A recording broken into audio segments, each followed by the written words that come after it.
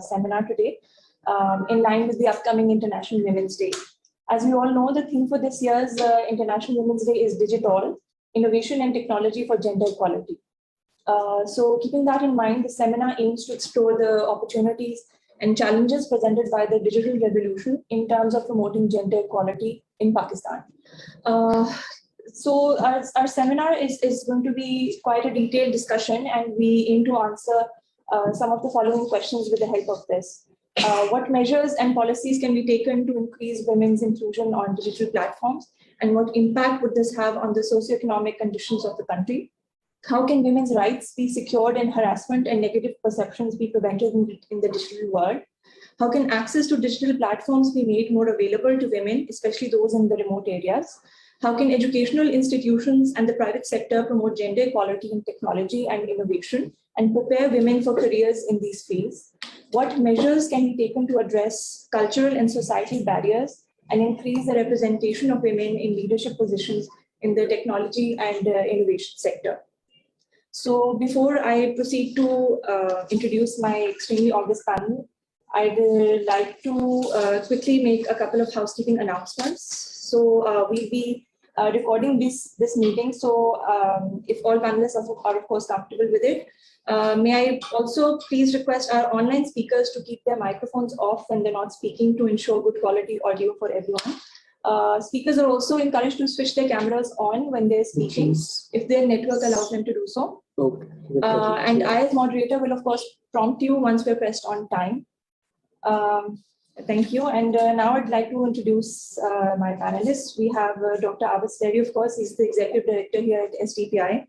We have Ms. Shaza Khawaja, who is currently serving as special assistant to the Prime Minister on Youth Affairs with the state of Minister of State. We have Ms. Shamama, Arbab, who is the co-founder of Euro Industries Private Limited, and is also currently working as chairperson Pakistan Stone Development Company, STZA. We have with us Ms. Hina Nasir, who is the Director Marketing and PR at the Special Technology Zones Authority. We also have two panelists who have joined us online. We have Ms. Ayesha Nasir, who is the founder at Scaryammi, which is basically a digital community with around 115,000 members. And she's one of the leading influencers here in Pakistan and helps mothers get their queries answered. We also have with us Ms. Rabia Umaima Ahmed. She is a journalist with special interest in digital rights, animal rights, rights of minorities, and the transgender community. So I thank you all for joining us today in person and those online as well. Ms. Khawaja is on her way currently, and she'll also be joining us in a short while.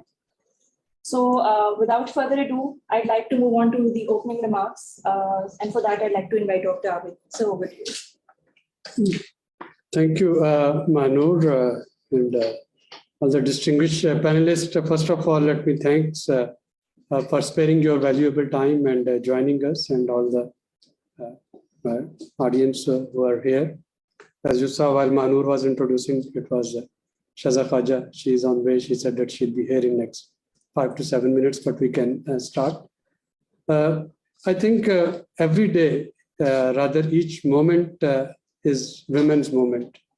When we say International Women's Day, perhaps we just want to reinforce that this particular day we need to recognize the role of women in nation building, the role of women in building a society, and role of women in building their countries. And of course, this starts from micro level and goes up to macro level, from a household to a country to a nation. And that's why perhaps we need to give more emphasis and try to see that what can be done differently to support this important role. When we talk of sustainable development goals, we say leaving no one behind. But in leaving no one behind, while we keep on talking of equity and equality, mostly from economic point of view and maybe some societal aspects, one of the important pillar of this leaving no one behind is digital inequality and digital inequity. which is especially excluding and marginalizing women.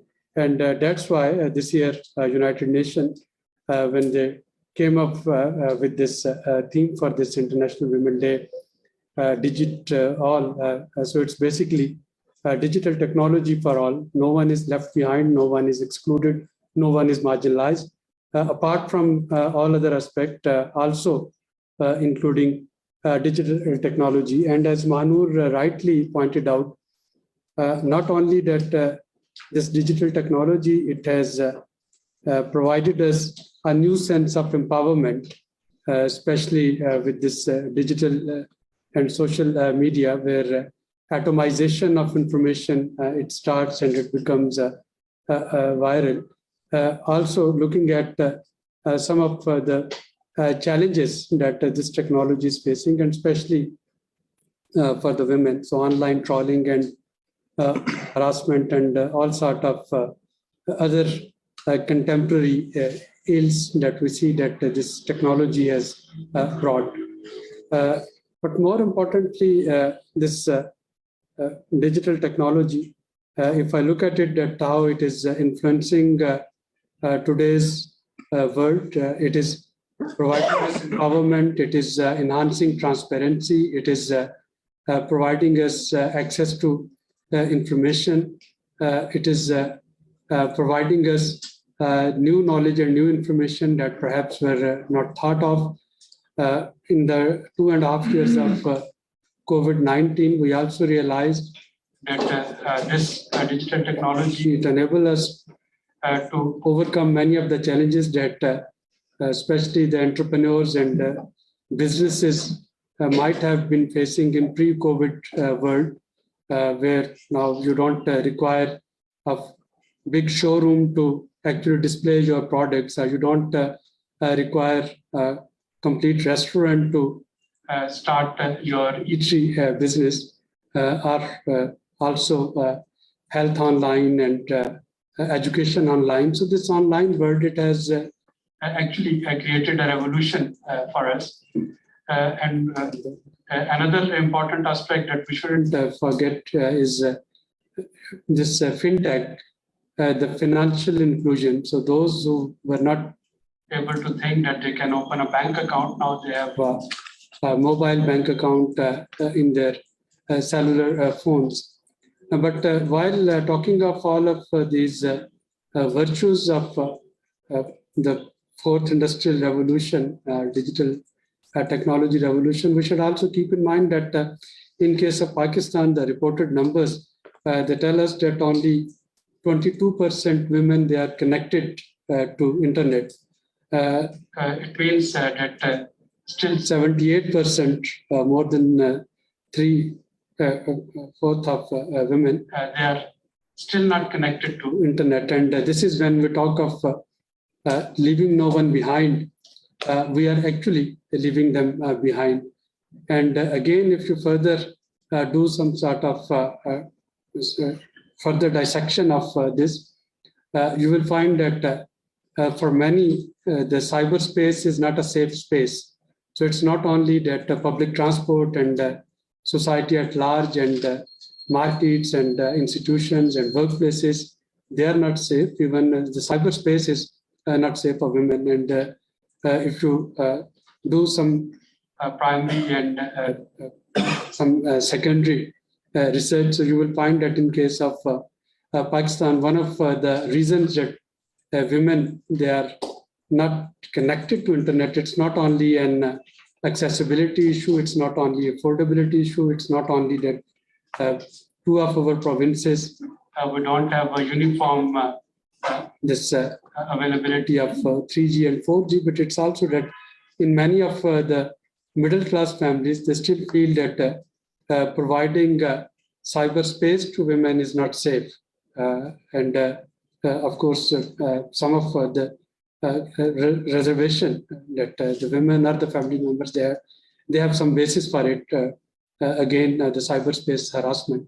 And it is within that context, we need to see that how can we turn our cyberspace more safe for women, how we can include women inclusion, improve women inclusion in adapting digital technology, and how can we come up with the gendered digital tech policies. So most of our policies, like most of our policies, even our digital policies, they are gender blind, and we need to think of the way that how can we turn those policies into pro-women policies, if not gender neutral, and how we can take affirmative action to increase the women access to digital technologies. And I'm sure if that can be done, one of the way outs of our current economic and social challenges that we are facing is to empower more women so that they can continue playing their positive role in building society, in building economy. And I look forward to learn from the distinguished panelists, their thoughts on how we can do it. Also, let me welcome Shaza Khawaja. Sorry, Shaza, we had to start. No, I'm so sorry, I'm late actually. Yes, that's why I was calling you to seek your permission to start. Please. Thank you. Shaza, as Manur has already introduced, is Special Assistant to Prime Minister on youth. Shaza may also would like to discuss Pakistan may hold this Commonwealth heads of youth ministers and head of state meeting on youth. So Shaza, this year's International Women's Day's theme, DigitALL, inclusive innovation and technology for gender equality. So we look forward to actually compile the recommendation, give it to your office so that those can be then taken further. How we can not only enable more women to join cyberspace, but also to make it a safer community. I'll conclude here. Thank you. Thank you very much, Dr. Abid. Indeed, digital technology is the future, and inclusion of women in this space is highly important for the economic upbringing of the improvement of Pakistan.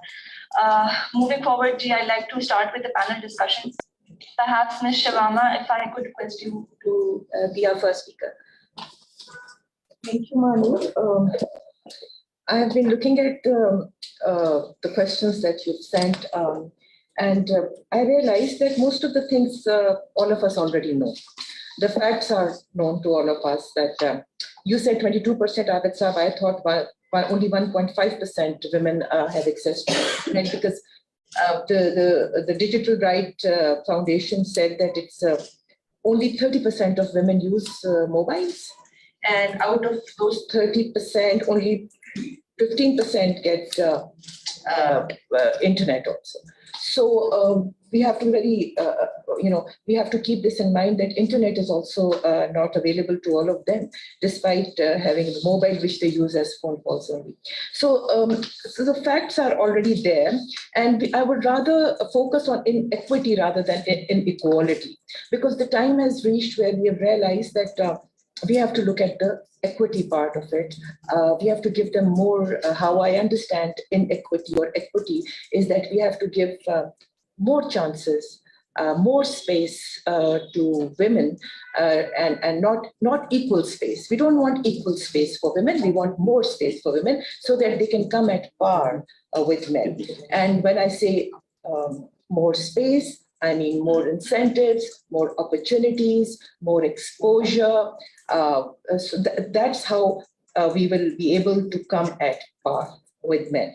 First of all, since we are not, I think we're not going to look at all those questions separately, Manur. Is this the only time I get? Okay, then I will talk about it in a nutshell. Number one is that we have to separate culture from religion. The main problem that we face in Pakistan is that we have not been able to separate culture from religion. When it's our culture that doesn't allow women to step out. Our religion, which should be the foremost thing to follow, really encourages women to step out and be empowered and do business and be present in every sphere of life. And I'm sure all of you know the example, which is my most favorite example, is of Hazrat Khadija Raziyallahu Ta'ala Anha, the first lady of Islam. God could have chosen any other woman to be our Prophet, peace be upon him, his wife, but it was a working woman, a businesswoman who was chosen as. So our religion definitely encourages it. And it's the role of the media also, of all the stakeholders to talk about this and to separate it. And there should be an advocacy. Advocacy brings a paradigm shift in the thinking of the people. And that's how, when they start thinking differently, that's how they start taking steps in that direction. So once we separate and we start talking about it, things will become clearer. We have to have, like we have carbon credits, we should have gender credits also. The organizations, the corporates who give more jobs to women should have credits also, because it's going to contribute towards the SDGs also. So they should, our government should talk about gender credits, because I've realized that one of the most important thing and where we lag is that we do not have focus on how many women do we employ in our organization. I'm guilty of it myself. My business is in Peshawar, and I've tried employing women, and somehow it doesn't work out because probably they don't have the exposure, and probably I'm also not ready to spend that kind of energy and that kind of finances on women who are not trained yet. So most of us are guilty of it. Big organizations, big companies of the government, the corporates, they're guilty of it. They don't have enough women in their workforce as their employees. So we have to be cognizant of that, and we have to take steps in that direction also. And what are the steps? We will have to incentivize. We will have to make it easy for people who are the employers, the companies. We have to give them incentives. And these incentives start from the national internship programs. We do have a national internship program in Pakistan, but we have to give extra incentive to the companies that give internships to women. And also this should continue. This should not stop here. We know there are figures that women, once they join the workforce, they drop out. After getting married and having children, they drop out, and it's very small percentage goes back and becomes the part of the workforce again. So we have to make policies in such a way that women, rather than not having 50% or 48% of our population as part of our workforce and not contributing towards the economy, we can have them by incentivizing them and have the rest of the most important part of the population, part of our workforce, and contribute towards the economy. We have to increase their presence in the digital space, as I said, but as mentioned earlier, also they find it very unsafe because they've been facing harassments. It's an unsafe place. Anybody can approach it. Anybody can enter the cyberspace. So our suggestion would be that such rules and laws should be made. Legal framework should be so strict that the cyber insecurity should be covered, and they should be given the team that is involved in cyber security should be trained in a specific way how to investigate the crimes done in cyberspace, and they should be trained, and special services should be given to the people who are going to be there and be the watchdogs and who support the cyber security also. So the government has to work in that direction also. And upskilling initiatives have to be taken up again by the government, by the big corporates, this should be part of their corporate social responsibility also. They have huge budgets in their corporate social responsibility. So big corporates should work on upskilling their donors who are working in this direction. So we have to, when we talk about the areas that are remote, and most of Pakistan, the rural population is much higher, and they need it the most. When we talk about women and harassment and their rights, I think emancipated woman, an empowered woman who's already living in urban areas has less to worry than those who are living in the rural areas, who don't have enough exposure. I think for them, the basic fact is they're not literate enough to use the internet also. So the internet options or the plans or the apps that you're going to develop for the women should be audio-based, because that will make it easier for them to use. So I've been part of, I was training upcoming and potential parliamentarians 4 years back. And there I found out that some of them who had come from remote area for the training, they didn't know how to use Google. See, and then we stopped the training and we added another module in it where we taught them how to use Google. So you see, they are not aware of all the things that are present in the ecosystem, in the environment, in the digital environment.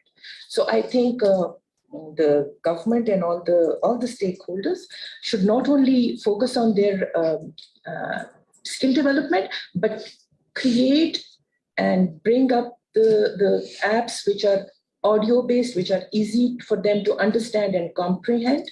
And also, the SIMs that are issued under the name of a female, let it be used by the husband or the son or the wife or the father. At least it will empower her. And not only, and out of those SIMs, maybe 2 or 3 SIMs are used by her. I'd say 45% of the SIMs that are issued under the name of women with incentives will be used by women. Usually what happens is that whenever anything is incentivized and women get some incentives, they're mostly used by their husbands, brothers, fathers, but we are okay with it.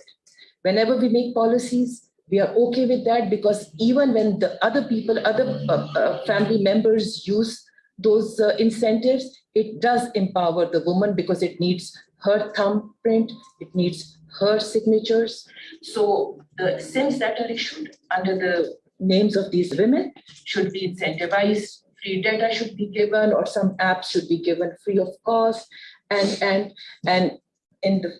finally, I would say that we need to talk more about it.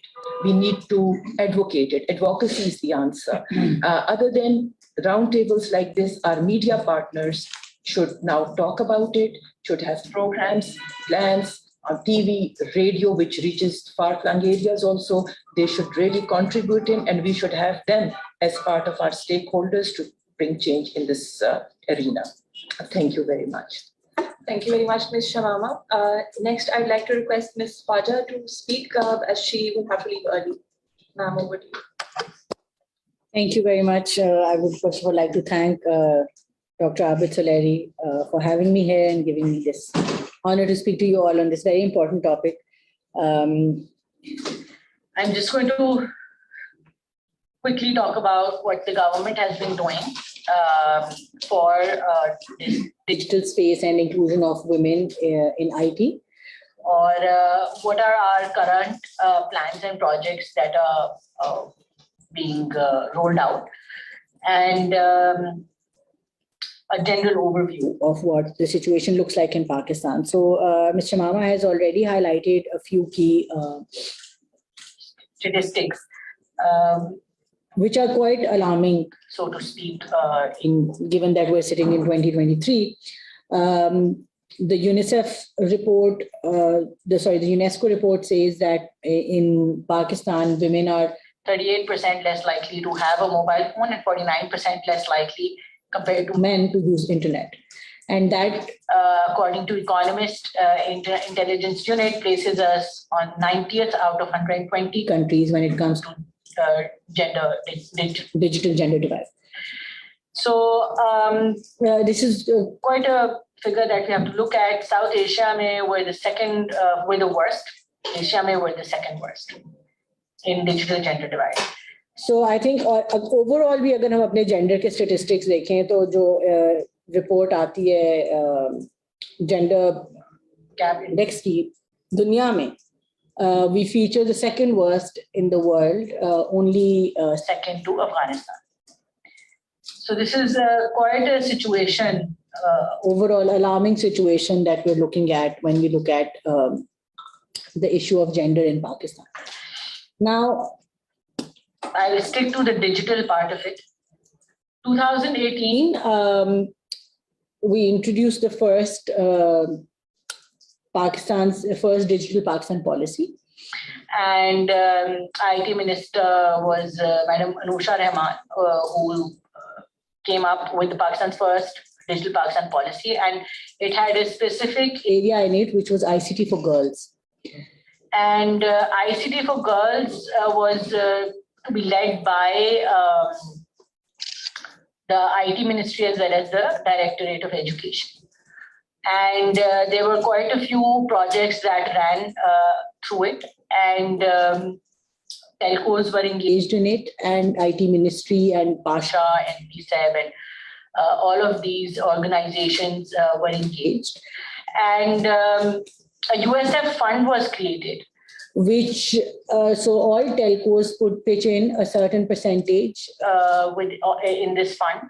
And with the fund, like Ma'am was saying, upskilling and boot camps and short courses and certifications is the need of the hour now. So with that, we started the program, which was the program of DigiSkills. So the DigiSkills program, essentially run by the government of Pakistan, Ministry of IT, with the telcos pitching in, was started back then. And the idea was, and aaj tak it is completely free. So these are online trainings in digital skills where anyone can participate, and you get skilled within 3 months or 6 months, depending on the course that you're taking. So this is one government-funded program. Thousands and thousands of young children and young people, women and men, have gone through these trainings and been certified, and they've actually, either they're self-employed or employed now. So that's one thing that started. And, like Ma'am was saying, not everyone has, literacy is also a challenge right now. So when it comes to e-commerce or when it comes to low-tech skills, so we have IT, maybe we have two types of skills. High-tech skills are for the IT graduates and, IT software experts, etc., etc. But low-tech skills are for everyone. And I think that there is no future, regardless of the degree that you do, without having at least one low-tech skill, whether it's simply operating Microsoft Excel or doing e-commerce. If you're cooking at home, you can sell online. If you're stitching at home, you can sell online. If you're making candles, you're doing any crafts, to be able to be out there on e-commerce platforms is the minimum that everyone should learn, regardless of what it is they're doing. And especially if you're doing a business degree, there is no future out there without having this basic digital know-how. So the least we can do is spread low-tech skills across the country, where we can then bring marketplaces to the doorsteps of these, especially when we talk about women, these craftswomen, women who are working from home, very talented women across Pakistan, making different crafts, which would pay for quite heavily had they been abroad in a country where they had that opportunity. So that's where the DigiSkills program stands. So it's a free of cost course, and you can get certified. In addition to that, in Punjab since 2008, the Punjab government under the current now Prime Minister, then Chief Minister, has been running multiple programs for digital skills, e-Rozgar, laptop distribution. All of this was done in order to ensure access to a digital device and internet. So when we used to give a laptop, that laptop came with an internet device. That internet device was free for a year for every student who got a laptop, and it was only rupees 100 per month till 2018, after which the program was shut down. This was in Punjab, and then 2013, the program started in by the federal government when PM Nawaz Sharif took over. We distributed 500,000 laptops across Pakistan in 5 years with an internet device that would give free access to internet. So access is one thing that is extremely important and also very problematic, especially when it comes to women. And we have unbelievable success stories coming out of it. So I'll just give you a couple of examples. I met an assistant commissioner who comes from Khod. Hina was a man. And that's a male example. But he did not have the resources to buy CSS books, and he completed everything using the laptop that the Prime Minister's Youth Program gave. Similarly, one girl I met who's a student at LUMS, she got this laptop when she did her intermediate. So through the Chief Minister program, she got the laptop and the internet. And she was able to discover LUMS, apply at LUMS, get financial aid. She's doing law at LUMS right now. She took a gap year, built a girls' ICT training center in Layya, has trained thousands of girls in digital skills, along with sexual and reproductive rights, and has now opened a formal school in Layya, and has now moved into the flood-affected areas where they will be imparting digital skills to girls. So this is just one laptop transforming not only a single life, but actually changing the whole landscape of communities and now going national. So, sometimes we take these things for granted. We also got a lot of, criticism on the distribution of laptops as devices. But the success story, these are just two examples that I've given you. When you go deeper into it, these devices and access to digital devices and internet is really transformational for people. So that's another program. So that's something that we'll be restarting this year as well, again in the federal government, and we'll be giving out 100,000 laptops to high achieving graduates across the country, with special quota for Balochistan and a quota for women. So these are a few things that the government has been doing, and hopefully we'll be able to expand these efforts given the limited resources. We've been working, Prime Minister has formed an IT task force which has been continuously working to facilitate the IT industry in the country. We understand that there are a lot of challenges that we're facing right now, whether it's economic challenges or even, when we talk about legislation, when we talk about policy, treating IT as an industry, giving it those special benefits that it requires. 2015, we gave special incentives to IT industry. And the incentive was a tax-free, a 5-year tax-free period if you put up a assembly unit for any mobiles or laptops. And as a consequence, today we see a lot of laptops and mobiles. Laptops to khair band ho gaye because the policy was reversed, unfortunately, in 2019.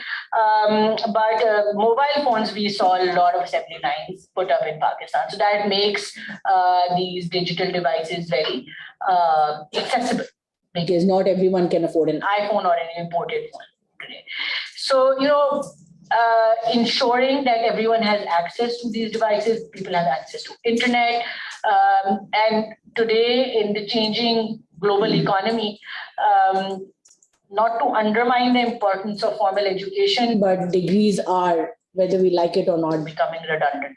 Nobody at Google or Facebook or Meta or these bigger organizations any longer, ask for a 4-year degree. If you know your work, you've done your certification, you know your skill, that is what is required. So skills are something which are very essential. I'm going to end my conversation on the last point, that Pakistan produces 25 to 28,000 graduates, IT graduates every year. Only 5,000 of them are employable. So there's a structural problem with the education system that is teaching in IT. There's also a problem that the IT curriculum and skill requirement is changing so fast that 4-year degrees are probably now unable to keep up with it. So we've decided to build, with the help of the IT minister and the education minister, An industry academia bridge where all 6th, 7th, 8th semester students will be provided with boot camps by the industry so that they're employable, because our industry also is now getting a shortage of labor supply because IT graduates are not employable. Because their skills are not the skills that are required today, let alone the future. So that industry academia bridge program is also in the pipeline. We've also started 2-year diploma programs for IT graduates, like we used to have for the engineers, the DAE programs. So these are a few things that are happening on the education side as well. So yeah, Upskilling, certifications, boot camps are the need of the hour.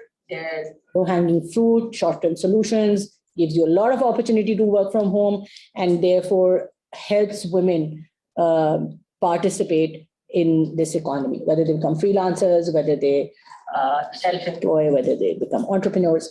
So these are a few things that I had to say from my side. Thank you.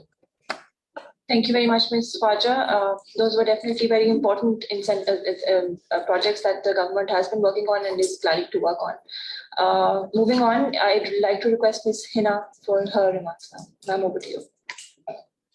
Assalamu alaikum. First of all, I would like to appreciate the efforts made by STPI to get everybody together. I personally believe that Ms. Shamama and Ms. Shaza has already touched upon a lot of topics, along with the introduction that was given by Mr. Abid. I'll try to pick up the things or the specific areas that we have so far left out of the discussion, and we'll try to get to a point where we can create some recommendations around them also, not just the conversations. First of all, diversity and inclusion has been a boardroom discussion for the longest time, and it's still a boardroom discussion. And we talk about it when we are setting up the KPIs for the organization. We talk about it when we are, when we want to get good rating of our organization. But what are the actual measures taken by organizations? Private organizations, large-scale organizations that are employing 5,000, 8,000, 10,000 people.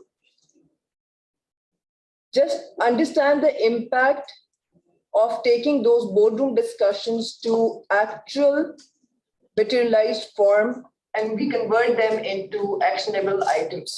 For instance, if you need to have 10% women representation in leadership positions, that's a very quantifiable KPI, right? At the end of the year, you can gauge the performance of the departments on the basis of that, right? Like Mr. Arbab was also mentioning that incentivize the organizations. Maybe because we have a representation from the government side here also, maybe if there are certain regulations or policies around us that all the private sector organizations need to have 10% women representation in the leadership. I can assure you today that by the end of this year, 2023, we will have 10% representation, because nobody wants to be, flagged red at the end of the year with something that these are the things that are attracting talent. Millennials are not going for salaries. They're jumping from job to job because they want satisfaction. These are the things that are giving them satisfaction. So number one, we need certain KPIs.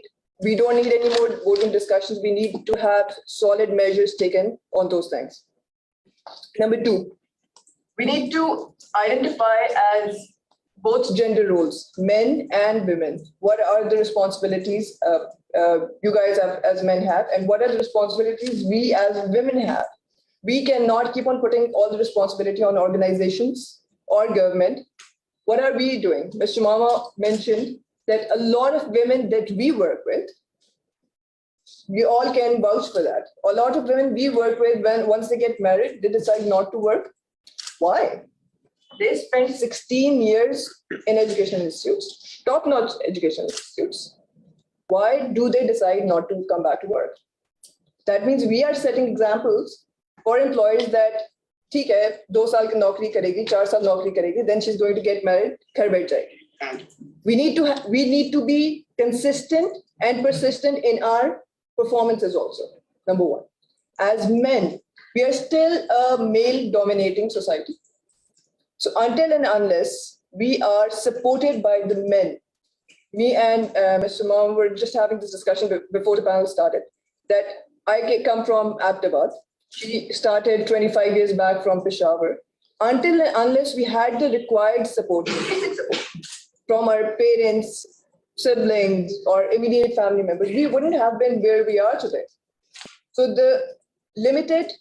in our limited capacity as men, as brothers, as fathers, as parent, as spouse, whatever we can do, we need to do our bit of contribution. We don't need to wait for government policies and frameworks, or what she's getting at the organization. Let it start from home also.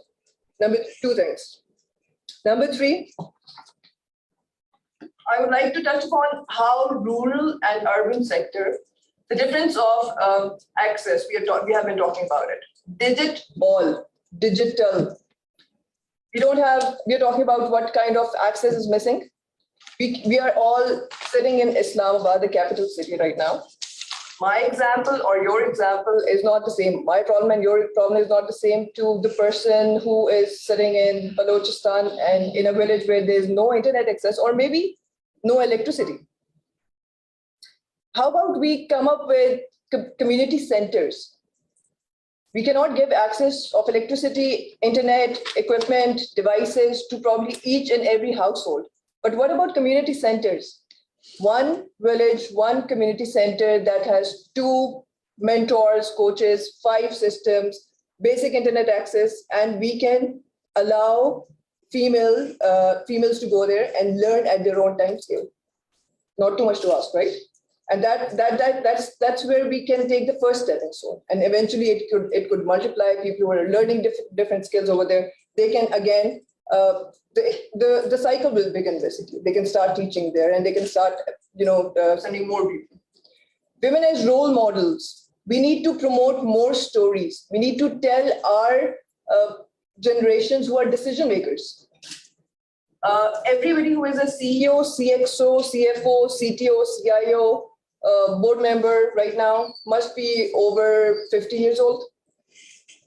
Their mindset can't be the same as the mindset of a 20-year-old today. So we need to cater for both. Number one, we need to make sure that we can convince these people that the decision making, whatever they have believed so far, they need to give more room for women to grow at workplaces, in their houses, give them flexibility to go to universities, to deliver their projects, to go out and work, even if they have to use public transport and stuff like that. Also, I also want to mention, again, referring back to Mr. Mama's conversation, all the women who are in leadership position, even though we are rare, we have a bigger role to play.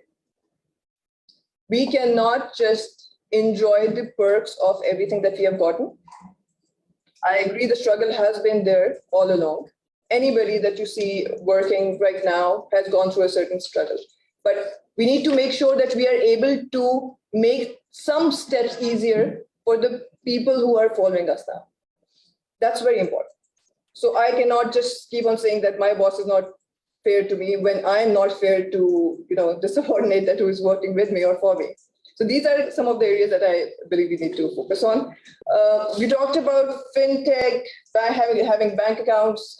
I think financial literacy and financial independence for women, regardless of we are talking about it, the source is digital or it's through a job that for which you have to travel or whatever kind of job is.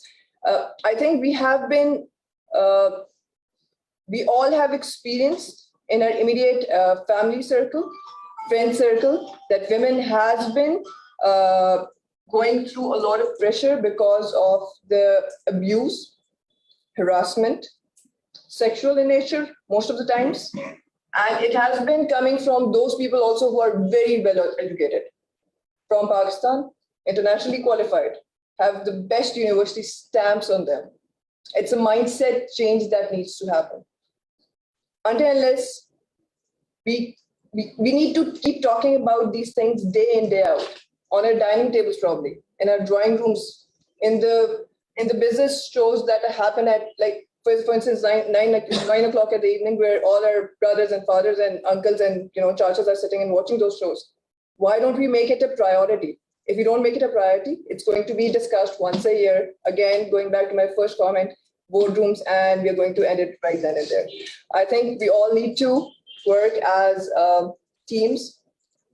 We need to play our own role, and we need to make sure that we can bring about some changes that are on record, that can be fruitful for everybody. Thank you very much. Thank you very much, Ms. Hina. Moving on, I'd like to invite my online speakers to speak now. So firstly, Ms. Ayesha, you could go. I'm trying to start the video, but it's saying the host has stopped me from starting the video. Okay, now you're visible now. Okay. Very visible. Great. Okay, great. Well, first of all, thank you so much for having me, on this panel. It's been so great listening to all of you who've been talking, and some of the topics that were covered are very, very close to my heart. So it was something that I'm really glad that I'm a part of. And when it comes to the topic at hand, which is innovation and technology for gender equality, it's, I think, pretty much Scaryammi is doing exactly that. And that was the mission that I began Scaryammi with. So let me start by telling those who hear what Scaryammi is. And since I see a couple of men in the panel, and I doubt they have any idea. So Scaryammi began as a solution to the biggest problem facing mothers in Pakistan. So when we talk about women in this country, we tend to only talk about, I don't know why, youth and women, which basically means that we're discriminating or sidelining the largest segment of women in Pakistan, which is mothers. And if you look at career trajectories of women, the minute they become mothers, the career trajectory changes completely. So most women go from having jobs and being in the corporate sector to becoming entrepreneurs, more out of a response to the fact that they no longer have the time and the fact that workplaces are not flexible. So as a result, they become entrepreneurs. They also, like all the research and data that we've gathered, shows they also become a lot more digitally savvy. They start spending more time online, and they do this for a number of reasons. One is to gain information. So a lot of women, instead of turning to Google in Pakistan, turn to Facebook to basically get basic information on which school should we send our kid to, what doctor should we ask, what doctor should we consult, where should we go for our delivery, etc. And also because by necessity, they're becoming entrepreneurs without training. So they're turning to Facebook and their social networks to really start selling their products, selling their services, figuring out what it's like to sell.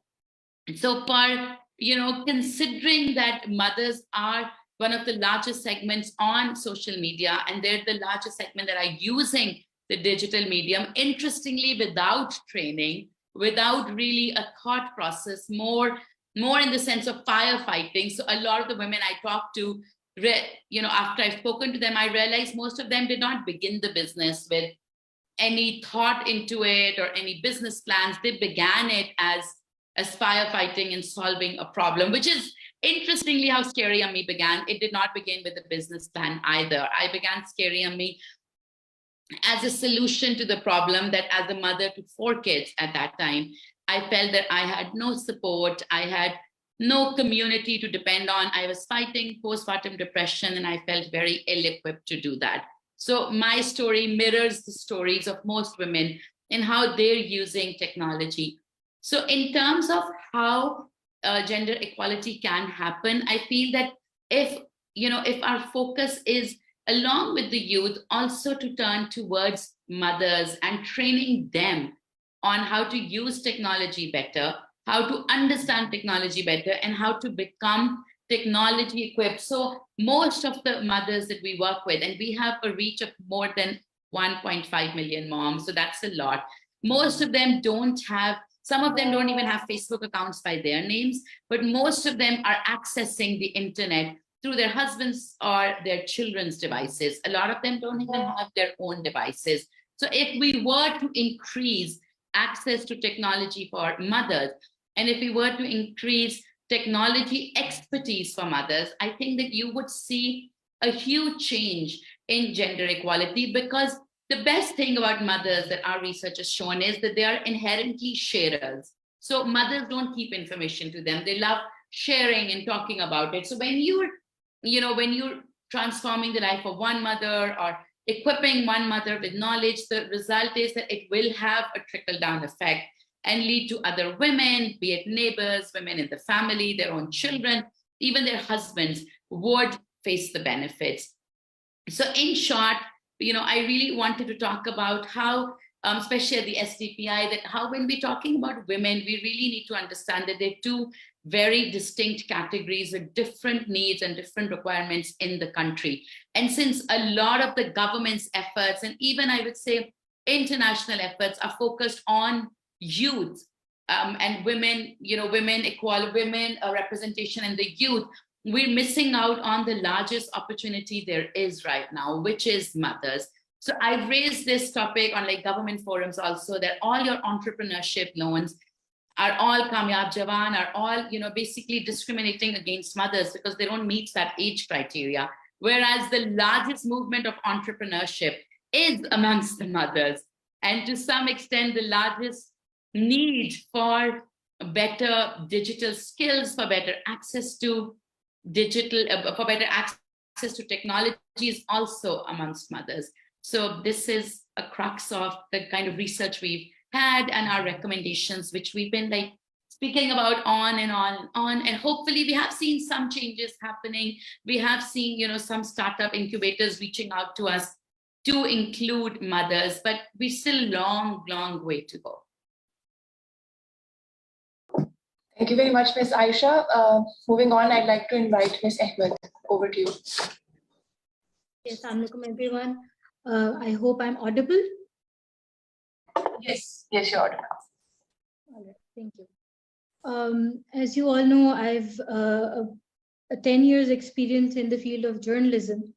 And in the past 10 years, working on the web desk, one thing that I noticed was the trends that showed how the female journalists using these platforms were being trolled for their opinions and for their stories. That speaks a lot about how there is very little space for women in such areas. And when we talk about women should be entering in these online spaces and working for themselves and for their families, the basic concern is always about how secure are these places left. Apart from the offline spaces, now we are questioning the online spaces too. When it comes to talking about who should these women turn to, are the competent authorities taking enough action and immediate action about it? Because many a times we've seen these ladies are backing off from their complaints only because the people in those competent authorities are not gender sensitized. They do not have proper equipments to handle these complaints. They do not have enough staff at their end to handle these complaints. And then the result is they start bashing out these ladies. When it comes to, if we remember what happened during COVID, everything moved onto the online spaces. And in those days, there was a major issue related to the teachers where students especially started harassing their own teachers and their own class fellows. There was a lot of hue and cry over it, but how many could even report? So when we are talking about digi spaces, we have to be very careful of making these spaces safe first. Only then we can actually have a more productive environment. Secondly, when we're talking about giving access to people in the far-flung areas, I believe we should have a two-pronged approach. One, as Ma'am Hina mentioned, that there should be community centers and a setup where women can definitely go and either learn and then start up their own businesses or work. But I think men in those areas too need to be sensitized about these issues. They too need to be taken on board to understand that internet is a space where they can be a helping hand with them. They only do not have to earn.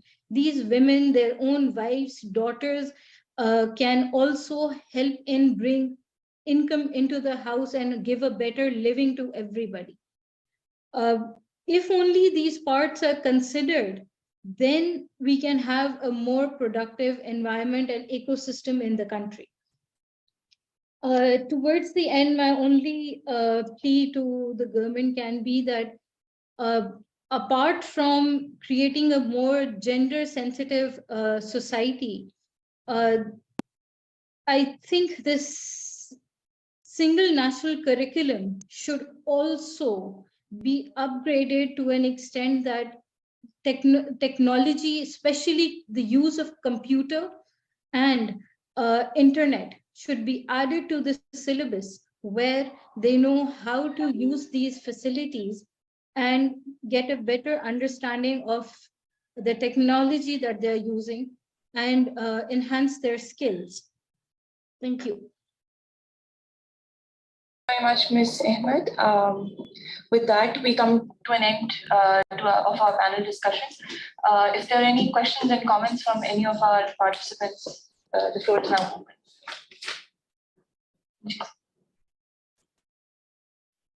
Very interesting discussions and presentations, but I would say it's too general. This is my complaint. I would not agree with most of the recommendations made. Because it's just it's wish list, like the World Bank writes or like the IMF writes or the United Nations does. A lot of the facts also on the ground have also been presented by the speakers, which I really appreciate. But let me talk about one thing. You talk about half a million laptops. What is the outcome? 500,000 laptops in 1 year? No. Started whole industry. In 5 years. 5 years. You could start a whole industry here. And not even assembly, just buying out from outside and giving it to people. But when it comes to women, this 100,000 laptops a year was gender insensitive. Boys and girls, all were eligible. You rightly pointed out by one lady, the one who was second from the last, about ignoring mothers. And that is a serious problem. When you talk of equality, equity, yes, we can talk about, as you pointed out. Equality is a problem. And what do? You give your child to childcare centers. Last place I was in charge of, we had a problem like this. So we set up a small special care room. We hired a woman to look after children. And the mothers could work and go and feed the children and look after them at the same time. But when it comes to digital skills, please do not equate this with the internet. I've been in technology all my life. I've done research, I've done postgraduate education, teaching and production. I've exported systems, electronics-based, quantum electronics to Malaysia, Bangladesh, Switzerland, Germany, and Spain. And we had a lot of women working for us. And those who started with bachelor's or master's ended up with PhDs. One of them became director of the labs, two terms down from when I retired. So things can happen more gradually. So internet is not the same thing as digi-skills. Skills required in the digital world are completely different at the moment. What is the main thrust at the moment? Not the internet. It's not 3G or 4G. It's chip designing. It's moving the, let's say, the control of the Chinese for production and the Taiwanese away from these two countries. And where are the marketing, where is the production going to take place? India. Because India has both the hardware industry and the software. So software alone is not enough.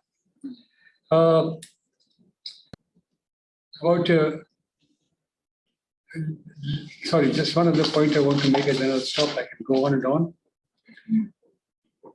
One size for all doesn't fit. You talk about the rural areas, they need education first.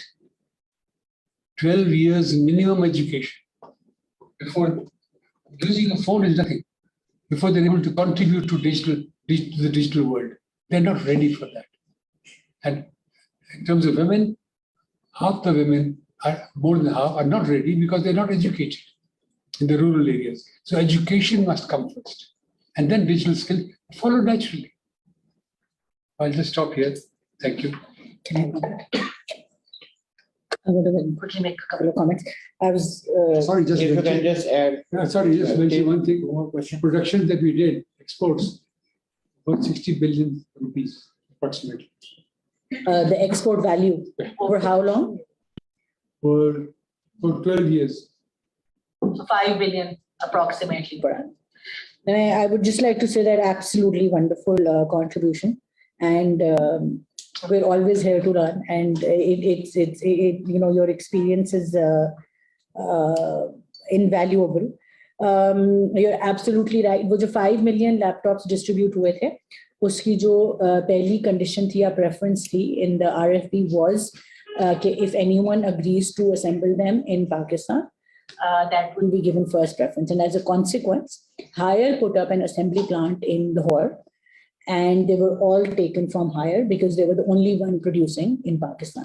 Unfortunately, project भी बंद हो गया, और वो जो एक incentivization policy थी वो government change की वजह से चली गई, तो Hire ने वो assembly line shut down कर दी. So इस दफा जब हमने restart किया तो we checked with them कि अगर आप पाकिस्तान में assemble कर सकते हैं तो we'd like to prefer that instead of importing. But unfortunately, there is no one producing laptops in Pakistan. I'll leave a question with you. Yeah. How many here have done online education? No, I completely agree. No, but they can. USA में शुरू हुआ था. Of course, there are Harvard or Stanford or California में शुरू किया था. Very attractive in the beginning. People who did the first year online, second year they said, now we're going to join second year. They said, sorry, bad luck. Started zero all over again. So online education can only be a supplement. Absolutely.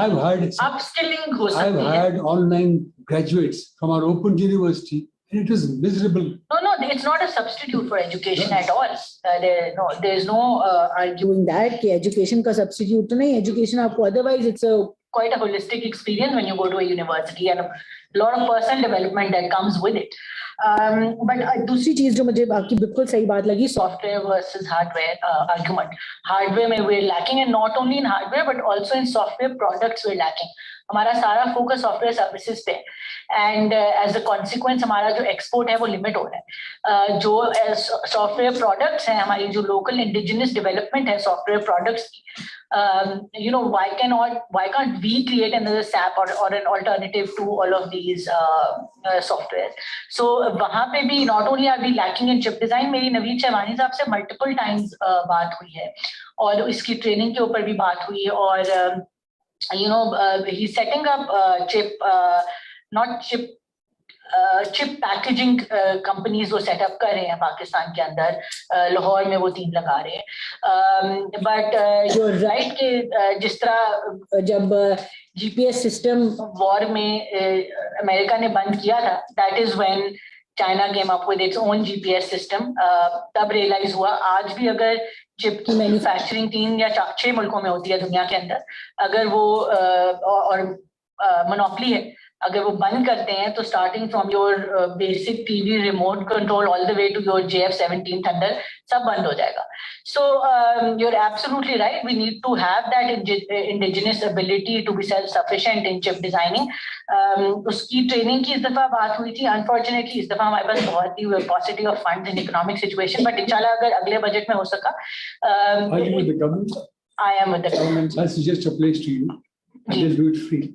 Yeah, okay. Because हमें जो उन्होंने training की cost दी थी, that was $14,000 per person. Yeah, so that was very high for us to take it up at this point in time. They did say कि आप 100 बच्चे train कर दें, हम आपको उसके against job की contracts देंगे, जिससे वो बच्चे आपको 3 साल में पे बैक कर देंगे. So don't worry about that. So इस तरह की चीजें हैं, but उसका जो initial capital investment है, that is slightly higher than we could take up. But we will definitely take it up as soon as we get that some sort of distribution there.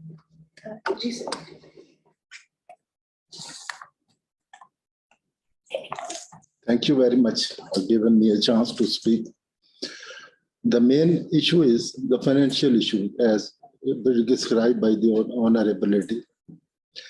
I would say 2 examples, in Iran and India, and I would like to speak in Urdu if you... Please. Iran में जो रैबर है खमेनाई, उन्होंने जुम्मे के खुतबे में ऐलान किया कि हम एक बहुत बड़ी मस्जिद बनाना चाहते हैं. फंडिंग हुई, इतनी लातादाद फंडिंग हुई कि आप सोच नहीं सकते. फिर जब सारी फंडिंग हो गई, उन्होंने दूसरा खुतबा दिया. उन्होंने कहा जी क्योंकि पैसा आपका है, अगर आप मुझे इजाजत दें तो ये मैं कंप्यूटर सेंटर में क्यों ना पैसे दे दूं. तो $millions of dollars जो जमा थे वो कंप्यूटर सेंटर में उन्होंने दे दिए. और ईरान का आईटी इसमें टेक्नोलॉजी में बहुत ज़्यादा आगे, बल्कि आप खुद देखती होंगी कि पार्लियामेंट में 33% जो है PhD हैं जो मेंबरान है उसके.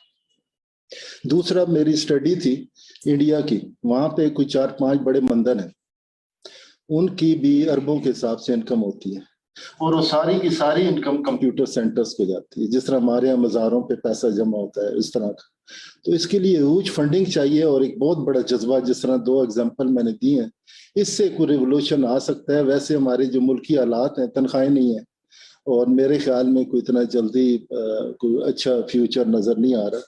आखिरी बात मैं ये करूँगा कि IT है या कंप्यूटर है, ख़वातीन को जब तक आप कमर्शियल एक्टिविटीज़ में शामिल नहीं करेंगे, उनकी अपनी इंटरेस्ट होगी कि मैं कमाऊँ, उसमें वो डेवलप नहीं होगी इंटरेस्ट उसकी.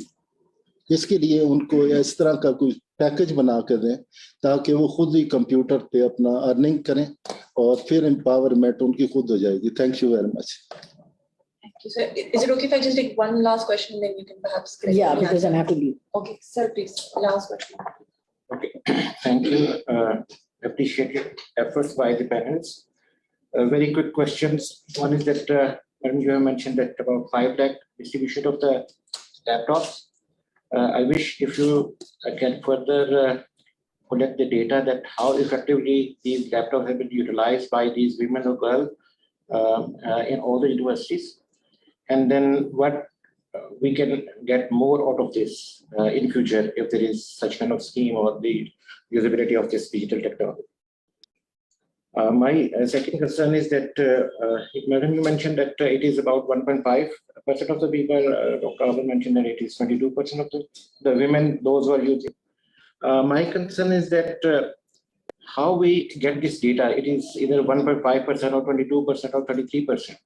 So this is very important to me because most of the SIMs which are registered in Pakistan or in the developing countries, particularly in rural areas of Pakistan, they are in the name of the male, not in the name of female.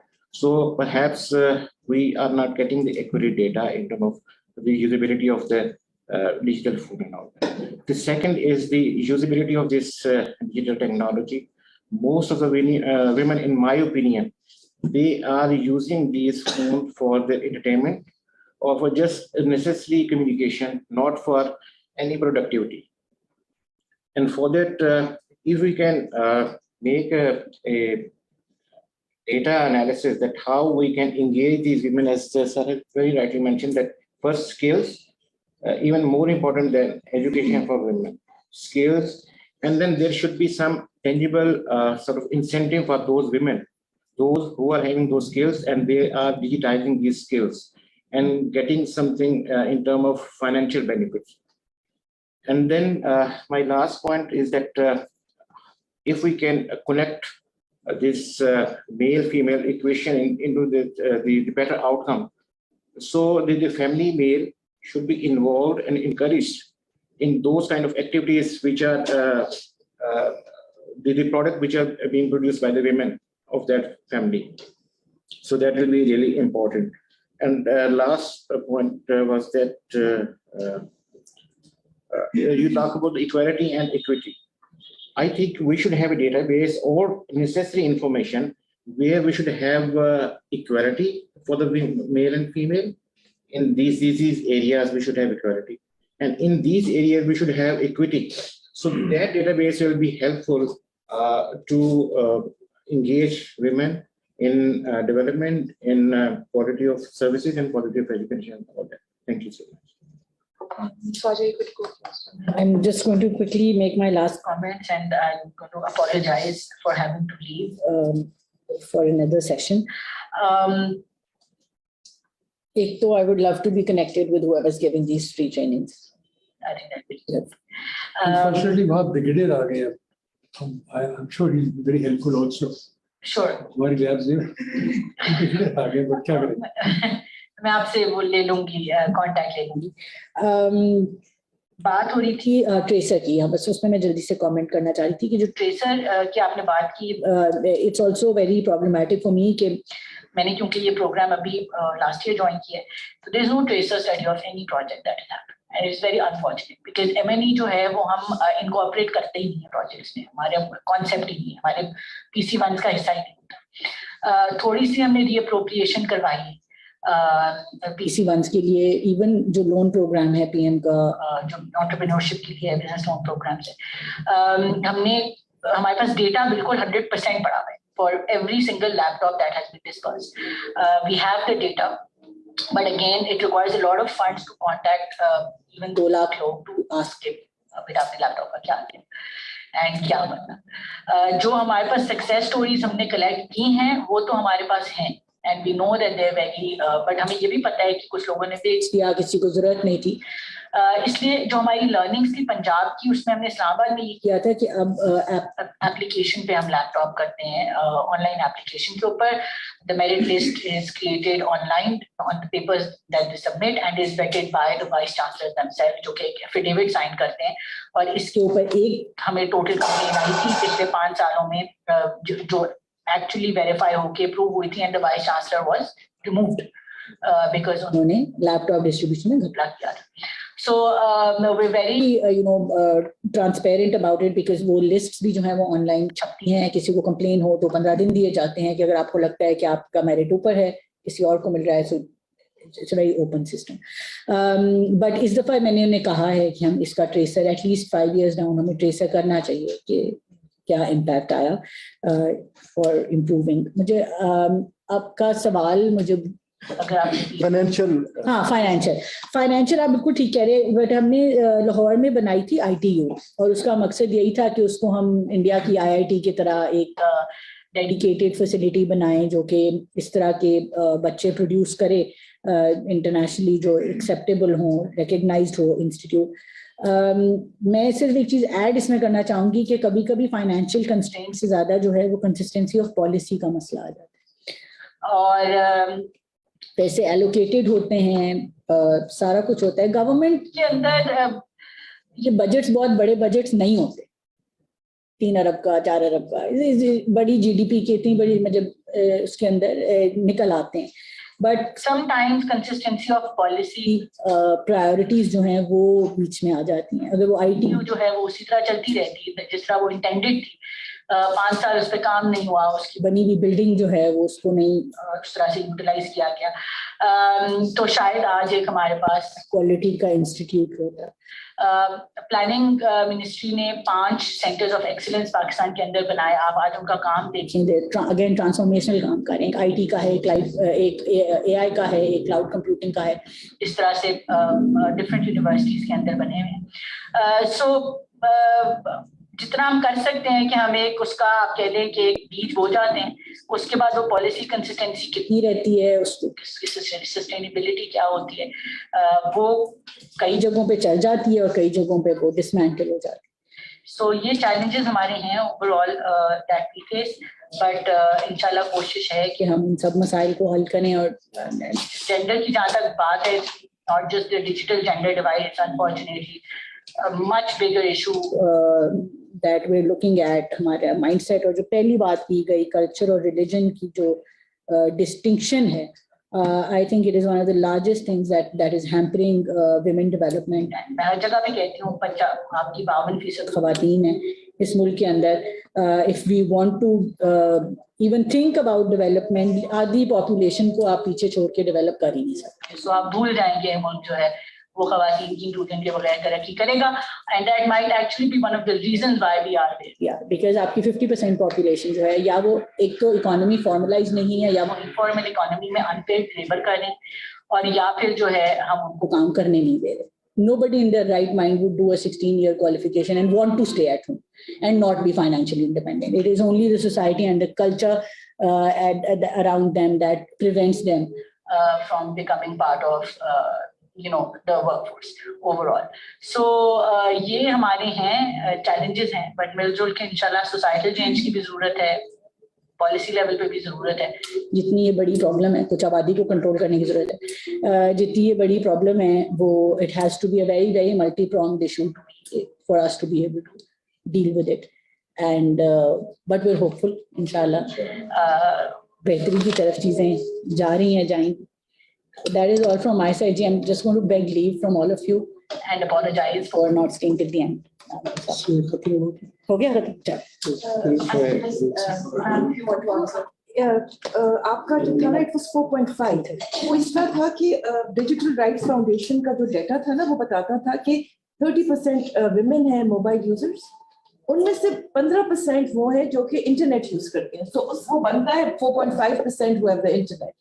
But या वो चीज बाद में भी clear होगी कि हमें digital और इंटरनेट और मोबाइल और देयर डिफरेंट चीजें. दूसरा शाज़ा साहिबा आपसे एक दो बातें मैं कहना चाह रही थी कि best way to go forward in our country is public-private partnership. Yeah. I think we have to focus more on public-private partnership. हमें पता है कि गवर्नमेंट के मतलब हाथ बंधे हुए हैं और बहुत सारी चीजें जो वो स्टार्ट कर लेते हैं वो आगे नहीं भी जा सकते because of different reasons that are known to all of us.